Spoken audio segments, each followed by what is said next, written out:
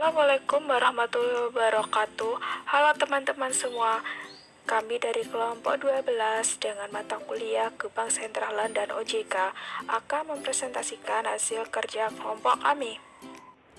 Yang beranggotakan saya sendiri, Ria Istaji Pramadani, Nurul Mardiah, dan Leni Dwi Setioningrum. Nah, langsung saja kita ke materinya. Paradigma kebijakan Bank Sentral pasca krisis keuangan global 2008-2009. Yang pertama, Bank Sentral dalam pusaran krisis. Krisis keuangan global 2008-2009 dan krisis-krisis yang berulang terjadi sebelumnya telah berdampak sangat buruk terhadap sistem keuangan, perekonomian, kondisi fiskal, dan kesejahteraan masyarakat. Demikian pula sebaliknya, pengelolaan ekonomi, perilaku agen ekonomi, pengelolaan fiskal, utang luar negeri, dan lain-lain yang tidak tepat juga menjadi penyebab timbulnya krisis ekonomi. Penyebab terjadinya krisis ialah utang luar negeri, nilai tukar uang, dan sistem keuangan yang mengalami gejolak. Setiap terjadi krisis secara natural, berbagai upaya dilakukan untuk mencegah agar krisis tidak terulang kembali. Krisis keuangan global 2008-2009 menekankan pentingnya meletakkan sistem keuangan tidak saja dari aspek kesehatan individu, lembaga keuangan, tapi juga fungsinya sangat vital dalam proses perputaran uang dan pembiayaan bagi perekonomian.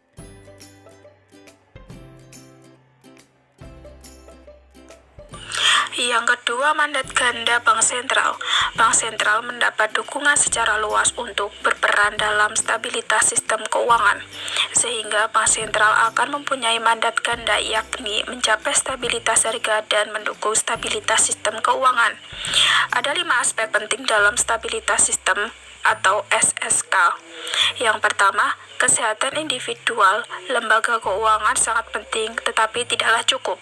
Yang kedua, sejarah menunjukkan terdapat 4 jenis keterkaitan makrofinansial yang sering menyebabkan krisis. Yang ketiga, kebijakan pengendalian gejolak perekonomian domestik dan kemampuan mengantisipasi gejolak dari luar negeri sangat penting untuk mendukung terjaganya SSK. 4. Sementara krisis dapat dipicu dari kegagalan suatu lembaga keuangan, meletusnya gelembung prosiklisitas, ketidakseimbangan makrofinansial atau gejolak perekonomian domestik atau internasional, pewabahan. Kelima, puncak dari krisis secara luas terjadi manakala pewabahan melalui interkoneksi dari jejaring keuangan disertai dengan perilaku latah dan pewabahan informasi. 3. Konsepsi dasar bauran kebijakan Bank Sentral. Bauran kebijakan memiliki cakupan yang lebih luas dari Flexible Inflation Targeting Framework, yakni 1. Melanjutkan kerangka kebijakan untuk mencapai target inflasi sebagai tujuan utama dari kebijakan moneter. 2. Mengintegrasikan kebijakan moneter dan makroprudensial. 3. Mengelola dinamika arus modal dan nilai tukar. 4. Memperkuat strategi komunikasi kebijakan sebagai bagian dari instrumen kebijakan. Yang terakhir, 5. Memperkuat koordinasi kebijakan antara Bank Indonesia dengan pemerintah. Lanjut ke konsep bauran kebijakan Bank Sentral, yakni ada 3. 1. Kebijakan moneter. Kebijakan moneter diarahkan untuk mencapai stabilitas harga dengan memberikan pertimbangan yang lebih pada harga aset. 2. Kebijakan makroprudensial, yakni mencakup pengaturan dan pengawasan terhadap lembaga jasa keuangan dari perspektif makro dan fokus pada risiko sistematik untuk menjaga stabilitas sistem keuangan atau SSK. Yang ketiga, manajemen aliran modal asing diarahkan untuk memitigasi risiko prosiklitas dan risiko sistemik yang muncul dari akumulasi utang luar negeri dan volatilitas aliran modal asing. Bab kedua yakni bauran kebijakan Bank Indonesia. Subbab 1, Sasaran dan instrumen bauran kebijakan Bank Sentral. Sasaran bauran kebijakan Bank Sentral adalah untuk mencapai stabilitas harga dan mendukung stabilitas sistem keuangan atau SSK. Instrumen yang digunakan adalah kebijakan moneter, kebijakan makroprudensial, dan kebijakan aliran modal asing, di samping kebijakan di bidang sistem pembayaran dan pendalaman pasar keuangan. Kerangka kerja kebijakan moneter yang sudah mapan tersebut menjadi fondasi yang kuat bagi Bank Indonesia untuk melaksanakan tugas kebijakan makroprudensial untuk mendukung SSK dalam suatu bauran kebijakan yang baru. Subbab 2 ada kebijakan suku bunga dan nilai tukar. Sesuai dengan kebijakan moneter berdasarkan ITF, keputusan atas kebijakan suku bunga diarahkan agar perakiraan inflasi ke depan berada dalam sasaran inflasi yang ditetapkan. Bank Indonesia menempuh pendekatan dan menunjukkan lebih superior pada ITF standar yang hanya berdasarkan pada instrumen suku bunga.